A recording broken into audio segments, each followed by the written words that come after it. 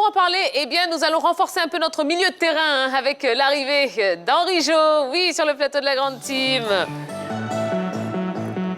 Notre numéro 10, le distributeur automatique. Voilà, de bonnes nouvelles. On aurait aimé de billets, hein, mais des bonnes nouvelles, c'est déjà pas mal. On n'est pas assez. Hein. Bonsoir Thia, bonsoir la team. Salut Henri Jo. Bon, avant de parler de la Ligue 2, hein, vous revenez du stade Champroux, où il s'est passé quelque chose d'incroyable. Dites-nous tout. Alors, écoute, on est aujourd'hui au stade Robert Champroux de Makori pour la 3e journée du TIDA, le tournoi international du district autonome d'Abidjan, avec l'élimination du champion en titre, le FC San Pedro. Le champion en titre est tombé au tir au but face à Sol FC. 3 buts partout au terme des 80 minutes, parce qu'il faut savoir que c'est un match de 40 minutes par mi-temps. Donc, 3 buts partout au terme des 80 minutes. Et puis, c'est au tir au but que l'équipe de Sol FC s'est imposée 3-2, 3 tirs contre 2 face à cette équipe du FC San Pedro. Sol FC obtient là son billet pour la suite de la compétition, c'est-à-dire les demi-finales. Alors, dans la poule B, l'équipe d'Ivoire Academy garde aussi tout espoir de qualification. Après sa victoire également au tir au but face à l'équipe de Volcan Junior. 0-0 au terme des 81 minutes, 4-3 pendant la séance des tirs au but avec cette victoire, comme je le disais. Et Ivoire Academy rejoint Volcan Junior au nombre de points, c'est-à-dire 6 points pour les deux équipes. Alors, on connaîtra l'épilogue de cette phase de poule demain avec les rencontres HB Academy du Nigeria face à Derby Academy du Mali dans la poule A et Étoile du Mandé face à Academy Moussa Guénépo dans la poule B. Les deux dernières rencontres se joueront entre deux équipes maliennes. Eh bien, dis donc. Et c'est à partir de 8h au stade Robert Champroux de Makori. D'accord. Donc, voilà. le FC San Pedro est tombé. Où le FC San Pedro est tombé. Eh bien, dis donc. Était éliminé. Champion en titre qui ne pourra pas défendre son titre. Eh bien, dis donc. Voilà. Incroyable. Donc, rendez-vous demain matin à partir de 8h. De 8h. Très bien. Eh bien, merci beaucoup pour ce compte-rendu du TIDA. Alors, on va ouvrir à présent notre page Ligue 2 avec en toile de fond un club qui rêve de Ligue 1 dans le groupe B, très relevé d'ailleurs ce groupe B. Il s'agit de l'Académie Diakité Football Club d'Adzopé. N'est-ce pas, Henri Jo? Bien évidemment, l'Académie Diakité Football Club d'Adzopé. Ou si vous le voulez, ADFK nourrit de très grandes ambitions pour cette nouvelle saison en Ligue 2. Mais pour y parvenir, déjà, il faut aligner les victoires, puisque lors de la première journée, l'équipe s'est débarrassée de Denguele en 1-0. Mais pour continuer sur cette lancée-là, ça sera une autre victoire, peut-être, pour cette équipe d'Adzopé face à l'équipe de l'Estanda. Nous leur avons rendu une petite visite. On suit cet élément.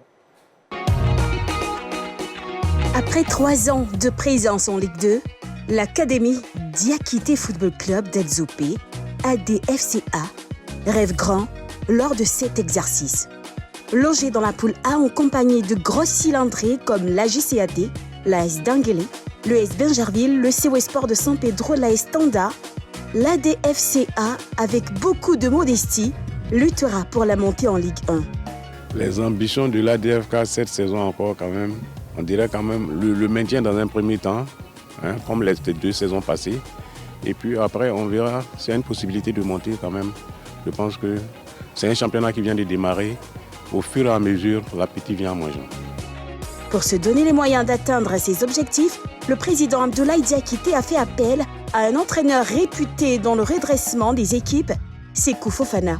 Il y a d'autres, quand ils font une prise de balle, réussie, c'est fini. Il s'applaudit lui-même. Donc il a une satisfaction telle que la suite, il n'y a plus d'enchaînement.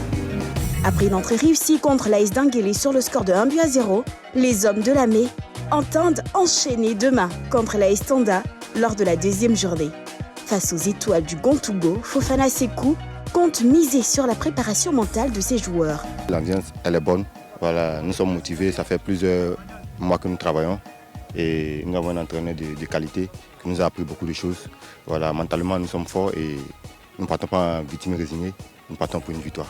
Et ce match n'a pas été spécialement préparé, mais bon, sur le plan mental, c'est un match spécial. Tous les matchs sont préparés pour les gagner. Donc nous, on s'est préparé pour donner le maximum, pour prendre le maximum de points le mercredi 15, Inch'Allah. Pour son entrée en lice, l'ADFCA, qui a battu l'équipe du Denguele 1-0, espère poursuivre sur sa lancée. Et avec avec une victoire face au Denguélé d'Odiéné, hein, ancien de Ligue 1, est-ce qu'on peut parler de signal fort de la DFK dans ce groupe A?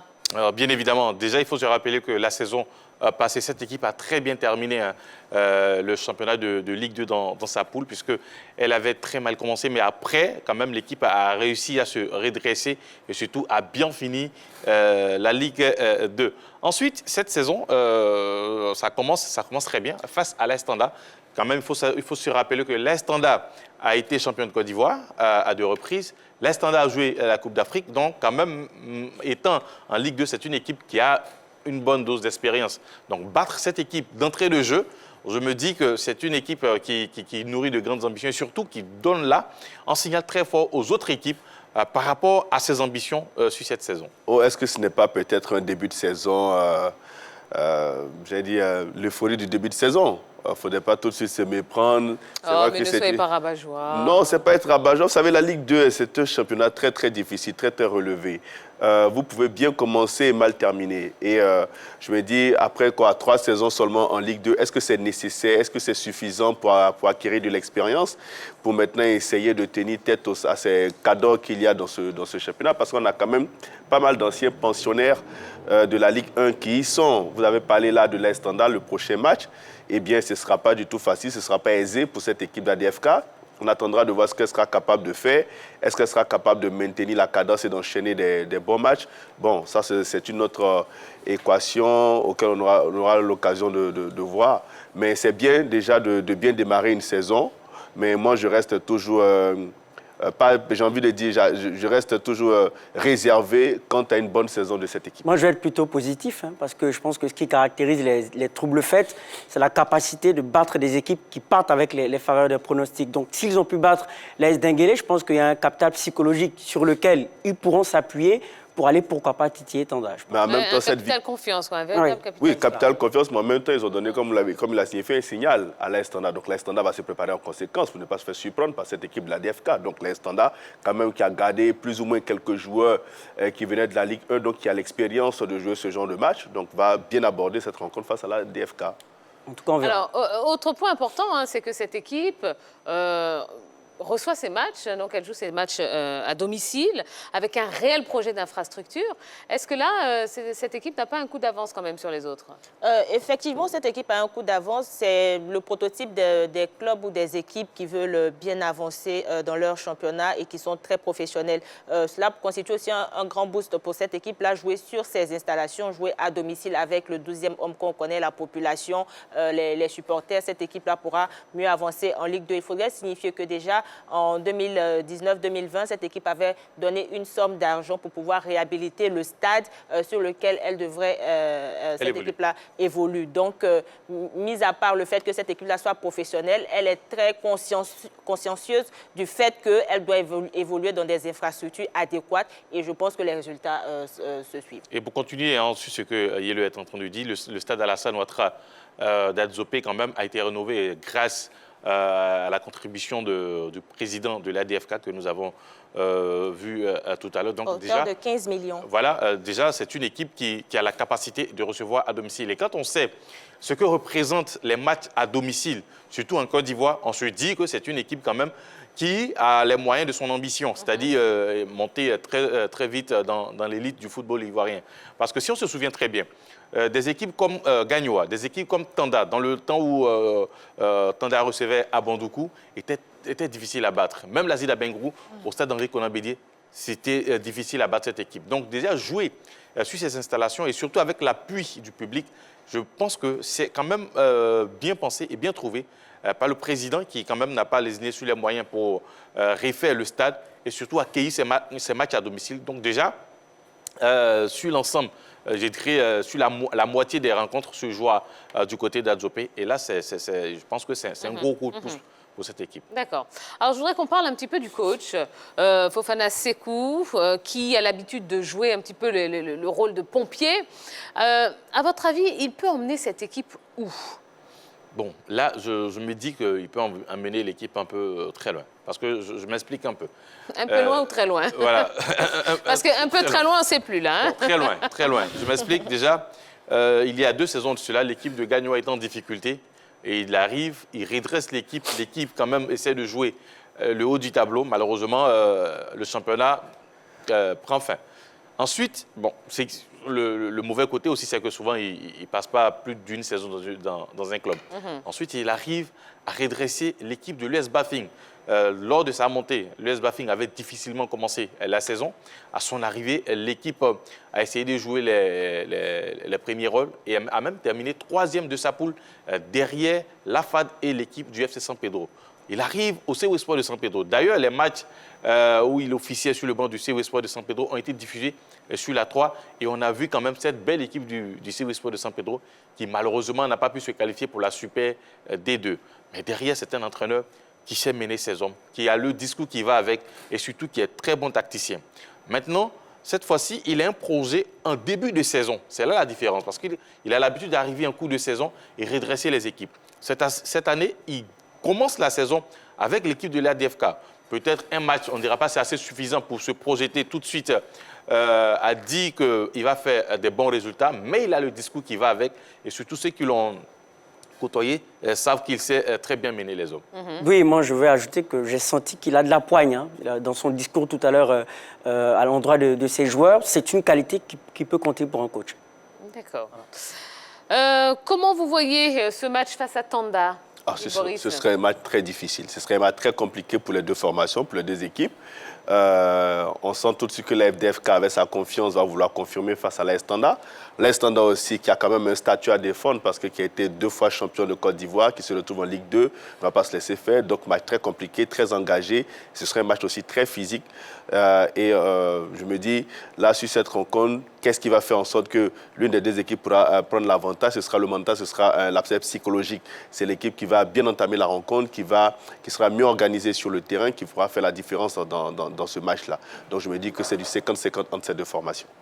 Pour moi, ça serait une rencontre âprement disputée, équilibrée, comme l'a dit Yves Boris, des outsiders contre des expérimentés, des personnes qu'on ne connaît pas, une équipe très jeune qu'on ne connaît pas véritablement contre cette équipe de Tanda où il y a des expérimentés, qui a encore son effectif à 50-60%, qui a son effectif de la Ligue 1 avec elle. Donc, ça sera la découverte aussi de ces deux clubs-là. Comment est-ce qu'ils se comporteront l'un face à l'autre. Et puis, voilà, pour moi, c'est une rencontre à 50% de part et d'autre. Alors, bon, je ne sais pas si je peux mettre un pourcentage, mais déjà, Boris a dit un truc qui est intéressant en ce qui concerne le mental. Et c'est sur ça que l'entraîneur a travaillé tout au long de la semaine avec ses joueurs. Le côté mental. Et il a l'habitude de le dire. Hein. Vous n'avez souvent, vous voyez les grands joueurs dans d'autres clubs, ils ont ce mental-là. À chaque fois, ils ont envie de donner plus. Et c'est ce qui leur permet d'être toujours au firmament et d'être toujours bien vus.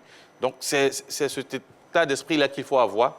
Et surtout, je pense que dans ce match face à Tanda, c'est ce qui va faire la différence, l'état d'esprit. Comment les équipes vont aborder les rencontres et surtout, même quand on est mené, comment on réussit à réagir derrière. Et je pense que c'est ce qui va permettre de faire la différence dans ce match quand on n'oublie pas que les deux équipes ont gagné lors de la première journée. Donc, ça sera une rencontre des vainqueurs. D'accord. Alors, l'événement en Ligue 2, c'est aussi la présence de l'Africa Sport dans cette division. Et après l'élection, il y a eu hier la passation de charge entre le président du défunt comité de normalisation, Yves Zogbo Junior, et Kyotea Narcisse, président du club, sous l'égide du Conorfif, dirigé par Mme Daogabala. Et en présence de plusieurs anciens du club et quelques supporters qui ont fait le déplacement. On voit ces images. Alors déjà, quel commentaire, quelle appréciation faites-vous de cette cérémonie? Balo. On espère une page qui se tourne, une page négative de l'Africa qui se tourne. On espère qu'aujourd'hui, tout le monde a pris conscience du fait qu'il faut recoller les morceaux du côté de l'Africa Sport National. Donc je pense que le mot central de cette nouvelle ère-là, c'est sans doute l'unité, l'union, la cohésion pour, pourquoi pas, espérer une montée en Ligue 1. Moi, je dirais un grand ouf de soulagement. Parce qu'on sait la période qu'a traversée cette équipe de l'Africa depuis ce fameux match à Yamoussoukro où des joueurs d'un centre de formation ont évolué sous les couleurs de l'Africa, les sanctions qui se sont suivies jusqu'à ce qu'on arrive à ce comité de normalisation et à cette élection, je me dis que c'est un grand ouf de soulagement. Maintenant, derrière, il faut, main dans la main, essayer d'accompagner le nouveau président. Oh oui, mais on s'est réjoui de voir ces images. Ce sont de belles images. Le Conor Africa qui a fini son travail, la nouvelle équipe dirigeante qui va prendre place en compagnie de la présidente du Conor FIF. Oui, ça fait plaisir de voir que du côté de l'Africa, l'accalmie est en train de revenir. La paix commence à s'installer dans cette équipe, on espère. Et voir ces dirigeants-là, aujourd'hui, j'ai envie de dire, fumer un tout petit peu le calumet de la paix, ça nous fait plaisir. Maintenant, on attendra de voir le travail qui sera déroulé par la nouvelle équipe dirigeante de cette équipe de l'Africa, qui est avec à sa tête Kouyo Théa. Mais ça fait vraiment... moi, j'ai envie de dire, ça fait chaud au cœur, surtout pour les supporters de l'Africa qui ont vécu beaucoup de difficultés depuis des décennies. Je pense que voir l'hémorragie s'estomper à travers cette passation de charge, oui, l'image est belle et on en veut encore de belles images comme ça de la part de l'Africa. Ouais, et on voit le carton que Yves Zogbo Junior passe donc au nouveau président, Kouyo Théa Narcisse. Bon, vous savez ce qu'il y a dedans, bien évidemment. Bien sûr. Qu'est-ce qu'il y a dedans? Les 30 millions oui. des différentes cautions pour permettre au président de commencer son mandat. Absolument, absolument. Je demandais même 100, avec 50 millions en ce qui concerne la caution. Mais bon, on a eu 30 millions. Comme si c'est vous qui gérez la poche. Non, mais je le disais, il fallait quand même permettre au nouveau président de très bien commencer. Oui. Et bien commencer, c'est avec les moyens financiers. Voilà. Bon, 30 millions, c'est quand même pas mal. C'est pas mal. C'est déjà pas mal. Mais sans oublier les 10 millions qui ont été donnés par les différents candidats, ça fait déjà... Non, mais c'est ce qui fait les 30 millions. C'est ce qui fait les 30 millions? Ah, d'accord. OK, je pensais que c'était là la subvention pour les équipes de Ligue 1. Non, la subvention va suivre. Parce que ce que j'ai vu quelque part, c'est que s'il y a un compte qui est ouvert, un compte de l'Africa qui est ouvert, l'argent qui n'a pas été décaissé la saison dernière, la subvention de l'Africa, leur sera remis. Oui, mais sauf que ce qu'il ne faut pas oublier, c'est que l'Africa a quand même une dette de 104 millions. Donc... Oui, oui. Ça pourra combler la dette. Ça pourra combler au moins. Voilà, voilà. Bon, alors désormais, au pied du mur, quelles devraient être, dans l'immédiat, les premières actions de la nouvelle équipe? Yellow. Bon, déjà avant la passation de charge, le président Kouyo Théa Narcisse avait posé les pieds dans le plat. Il avait fait la révision de ses différents effectifs par rapport à la section football. Il est passé à l'examen médical de ses effectifs. Il a rencontré les joueurs, l'encadrement technique. Par rapport au football féminin aussi, il a rencontré ses différents effectifs. Je crois qu'il y a la venue d'une nouvelle coach qui sera là de nationalité camerounaise. Pour pouvoir épauler l'équipe féminine de l'Africa. Donc, il a déjà posé les pieds dans le plat. Là où on attend l'Africa, c'est sur le terrain, c'est sur leurs différents résultats et pouvoir remonter le plus rapidement en Ligue 1. Oui, c'est la montée en Ligue 1 pour l'équipe d'Africa. Ça, c'est l'immédiat. Donc, avoir une équipe compétitive pour la Ligue 2. On remarque bien qu'à chaque fois, les matchs de l'Africa sont reportés parce que c'est une équipe qui a mis du temps avant de se préparer.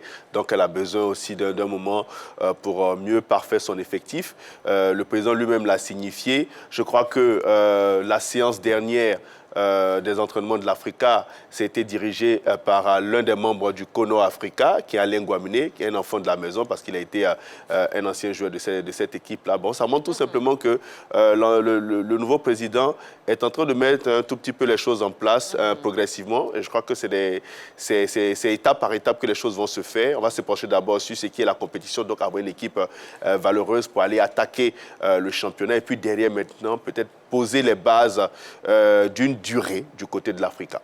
D'accord. Oui. Et justement, oui. Ouais, juste ajouter un tout petit point que Yves Zogbo Junior lui-même a souligné sur ce plateau-là, c'est que le président est charismatique. Et lorsque un club sort d'une division, c'est une qualité qui peut permettre de rassembler. Tout à fait. Alors, vous avez évoqué la coach qui devrait prendre donc l'équipe féminine en charge. Eh bien, il s'agit d'Anne-Marie Nayaki qu'on a reçue également sur le plateau de la Grande Team il y a quelques semaines. Voilà. Alors, le président a appelé à l'union sacrée autour du club. Est-ce que vous pensez que cet appel sera entendu? L'appel doit être entendu. Déjà, sur la photo de famille, j'ai vu un ancien président, Doré Lassina, qui était présent lors de cette passation-là de charge entre le comité de normalisation Africa et le nouveau président. Et moi, ça m'a fait énormément plaisir de le voir. Derrière, je pense que au-delà de M. Doré qui est là, et surtout des personnes qui ont accompagné M. Kouyo dans sa volonté de diriger l'Africa, le candidat malheureux même devrait accompagner M. Kouyo. Il s'agit de M. Deignan, qui lui aussi est passé sur notre plateau. Je pense qu'il a un programme. Il a un programme pour diriger l'Africa. C'est vrai, pendant les élections, ça n'a pas été le résultat qu'il aurait voulu. Mais je pense que pour le besoin de la grande famille vert et rouge, et surtout dans la situation dans laquelle se trouve le club, je pense que il devrait être celui-là qui accompagne M. Kouyo afin de permettre à l'Africa de vite se relever. Et une question à laquelle je n'ai pas pu répondre rapidement tout à l'heure, en ce qui concerne le travail à faire dans l'immédiat, je pense que c'est la constitution d'une équipe dans l'immédiat pour permettre à l'Africa de jouer ses premiers matchs en Ligue 2. Parce que jusqu'à présent, les clubs jouent, mais l'Africa ne joue pas. Oui, les matchs sont reportés, hein, absolument. Ouais. Oui, il faut ajouter qu'il faut que c'est un impact sportif sur l'Africa Sport national. Et je pense que lorsqu'il aura... D'Abidjan maintenant. Oui, d'Abidjan. Oh, désolé, je suis retourné quelques années en arrière. Hein. Oui, quelques années en arrière. Donc l'Africa Sport d'Abidjan, il faudrait que cela ait un impact. C'est-à-dire dans la mesure où lorsqu'il prend les rênes de ce club-là, il faut d'abord assainir les comptes. Une fois qu'on a pu assainir les comptes, on pourra aller chercher des joueurs intéressants pour, pourquoi pas, renforcer l'effectif et avoir une équipe compétitive. Alors, il est clair qu'au plan sportif, c'est vrai que l'objectif principal sera de remonter le club dans l'élite. Est-ce que vous pensez que les Aiglons peuvent viser la montée maintenant? Non. C'est ce que tout le monde souhaite. Sincèrement, c'est ce que tout le monde souhaite pour l'Africa. Mais Tia, rendons-nous à l'évidence, ça sera très, très difficile. La Ligue 2 est très, très difficile. Heureusement que quand même nos téléspectateurs ont eu la chance de pouvoir suivre cette Ligue 2. Hein. Balo peut en témoigner la saison passée sur nos antennes. Mais il faut savoir que c'est une compétition qui est très difficile. On se souvient que l'équipe de Issiawazi, par exemple, la saison passée, avait très, très bien commencé la saison. Issia écrasait presque tout le monde. Mais malheureusement, Issia n'a pas réussi à se qualifier pour la Super Ligue 2. Je prends une autre équipe, Mouna FC.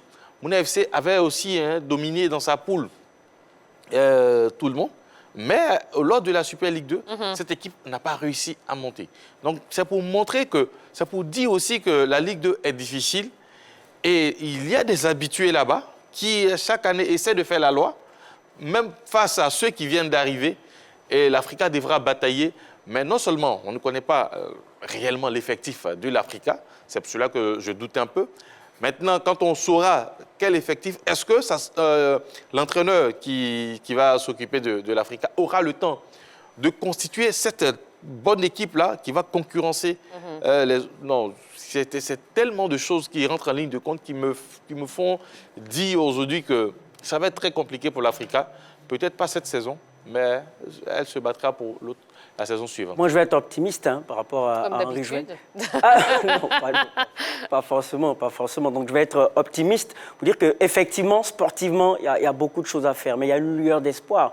C'est-à-dire que tout part des problèmes internes. Une fois que les problèmes internes ont été résolus, qu'il y a un projet viable, qu'il y a un homme charismatique qui sait ce qu'il fait, qui sait quelle démarche entreprendre, on peut espérer un impact sportif. Voilà.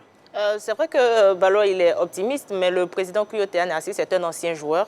Il sait, il connaît les problèmes que traverse son effectif et il faudrait croire que l'effectif de l'Africa laisse à désirer. Ils ont joué un match amical contre Sol FC au complexe sportif d'Abobo. Ce n'a pas été évident pour cette équipe de l'Africa qui a été même d'ailleurs battue par l'équipe de Sol FC. C'est pour dire que l'effectif laisse à désirer et il faudrait travailler longtemps sur cet effectif-là pour pouvoir remonter en Ligue 1. C'est vrai que c'est top d'être optimiste, mais il faudrait se rendre à l'évidence que cette équipe de l'Africa là laisse à désirer qu'on ne la verrait peut-être pas en Ligue 1 pour cette saison.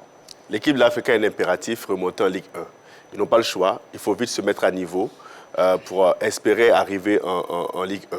Et le président Kouyo l'a dit, si cette équipe n'est pas bonne, il va falloir la changer. Donc, changer cette équipe, ça veut dire qu'on va recruter de nouveaux joueurs. Il va falloir renforcer l'effectif de cette équipe de l'Africa. Et je crois que si on a reporté les différents matchs de l'Africa, cela sous-entend que l'équipe est en train de se renforcer. Donc, on attendra de voir les premiers matchs de cette formation pour mieux juger l'effectif du club vert et rouge. Et ce sera certainement face à US Fermier. Ah oui. Voilà. On va regarder, on va regarder les résultats, si vous voulez bien, en Ligue 2. Bien évidemment, on va commencer par la poule A. Voilà, pour les matchs qui sont déjà disputés. L'AS Denguélé a battu Mouna FC 2-1. Kozap face au CO Boisflé, 1 but partout. Espérance de Bois qui a été battu par l'OFC Adiaké qui fait un bon début de saison, 3-2. Et le CO Espoir de Saint-Pedro a disposé de Agi de Guibérois cet après-midi. 1-0 reste à jouer dans cette poule. À Standard ADFK, ça sera demain. Tout comme JCAT, ES Banzéville. Et puis, dans la poule B, vous avez Issiawazi qui est tombé face à Zoma FC du coach Ndri Kofi Romaric, 1-0. Yamsokro Football Club continue sur sa lancée. Après sa victoire de la première journée, Yamsokro a battu RFC Aboisseau 2-0. 3-3 entre Songon et le Williamsville Athletic Club. Match nul 1-1 entre l'EFIM et Guéry FC. Le Stade Abidjan a battu Sirocco 2-1. Et le match en retard, ça sera évidemment Africa US Fermier. Voilà, merci beaucoup. Voilà ce qu'on pouvait vous dire concernant donc, la Ligue 2 qui bat son plein. Oui, qui bat son plein et on est très très contents. Hein. Nous, on passe de très très bons moments, en tout cas, à suivre les différentes rencontres.